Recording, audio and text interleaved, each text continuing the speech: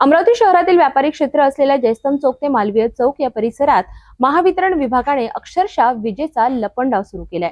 दिवसातून तब्बल 7 ते 8 वेळा वीज पुरवठा खंडित होतोय आणि त्यामुळे व्यापाऱ्यांचे लाखो रुपयांचे नुकसान होत आहे।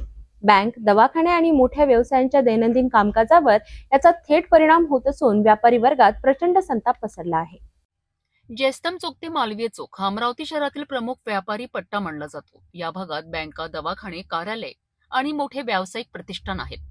मात्र महावितरणाच्या हलगर्जीपणामुळे या व्यापारी पट्ट्यातील वीज पुरवठा अक्षरशः अडखडतोय।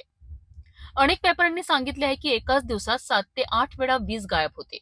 अचानक वीज जाण्यामुळे बँकांमधील व्यवहार अडकतात, दवाखान्यांमध्ये अडचणी निर्माण होतात आणि दुकानदारांना ग्राहक गमवावे लागतात।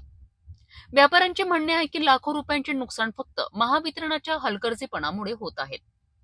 सिटी न्यूजच्या प्रतिनिधींनी राजकमल येथील सब स्टेशनमध्ये भेट दिली। तिथे विचारणा केली असता अधिकाऱ्यांकडून फक्त उडवाउडवीची उत्तरे मिळाली।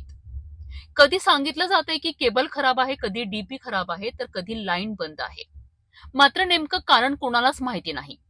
या सततच्या विजेच्या लपंडावांमुळे व्यापारी वर्ग त्रस्त झाला असून आता याला आळा घालण्यात प्रशासन खरंच गंभीर आहे का, असा प्रश्न उपस्थित केला जात आहे। महावितरणच्या हलगर्जीपणामुळे व्यापाऱ्यांना मोठा फटका बसतोय आणि शहराच्या व्यापारी क्षेत्रातील कामकाजावर थेट परिणाम होत आहे। वारंवार खंडित होणारा वीज पुरवठा हा केवळ कार्यक्षमतेचा दाखला आहे की यामागे अन्य काही कारण आहे हे शोधून काढणं अत्यावश्यक आहे।